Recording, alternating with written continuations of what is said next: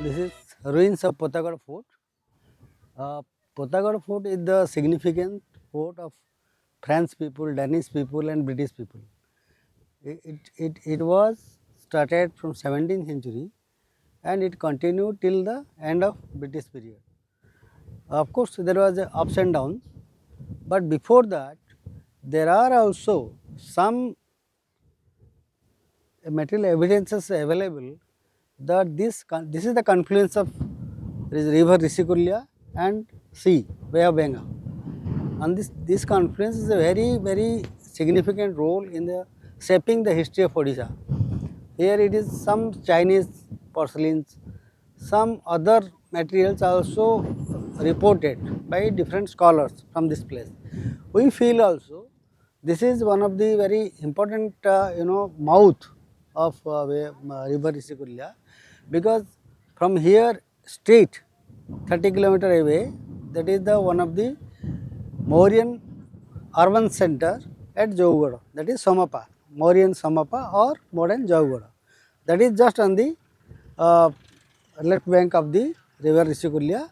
It is 20 kilometer from here towards south. And the same way, if you go straight and towards north, around 10 kilometer from here, it is the Palur port. The whole of 10 kilometer from Palur, the present Palur village till the mouth of Rishikulya, the whole of 10 kilometer, we have series of mounds. What we call Satkandi, Ekhandi, Dukhandi, Kalajamuna, number of mounds are there. Historical remains are available all through the 10 kilometer. To my mind, to our concern, as we have excavated Palur site 10 kilometers away from here, Palur was a inland. Inland means it is not exactly on the sea, but little away from the sea, in between Chilka Lake, sea as well as Rishikulya River. This is a very unique landscape of whole of India, whole of eastern India, and this whole of landscape, it was for thousands years. It contributed lot of historical happenings to the history of Odisha. Our history, so far ancient history is concerned, our Odisha ancient history is a fragmented way. What we are looking at, the historical evidences to write a continuous history, that we have taken up study, or we have taken archaeological investigation here all through, from Kalingapatna to Parlour to Mahanadi area. In between, this is more fascinating area to study the history of Odisha, because everywhere it is visible. This is Potagarh. It gives the history of 300, 400 years, from 17th century till 20th century, till 19th, 20th century. And on the coastal way up to Kanyakumari, if you go towards south, you will find such fort, Danish forts particularly, near Pumpuhar, near Nagipatna, there is a Danish fort, and Alambarpur on the Tamil Nadu coast, and in Visakhapatnam coast, in Chennai coast, you will find such type of warehouses, such type of, this is not exactly fort, this is called a warehouse type, or it is a activities area for the traders, for the Danish people also. This was constructed by the Danish people, and afterwards French and British people, they use it for their warfare activities.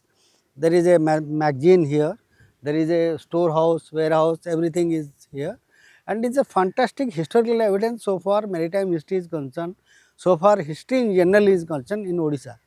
And this is the only available and well, see the fortification, well layout fortified area, whole of Odisha. There are so many forts there. Barbadi fort is there, Avina fort is there, Amaravati fort is there. Many forts are there, but this fort, this is a Pentagon type fort. It's a very good fort. It gives a narrative of whole of British period, whole of Danish people, even Portuguese period. So this is the alone evidence of history. We should all careful to conserve this site and to popularize its historicity to the general people, so that we can we can conserve our historical value, conserve our history too. So this kind of narration is this kind of this port built in the mouth of Rushikulya. See the landscape of Rushikulya river.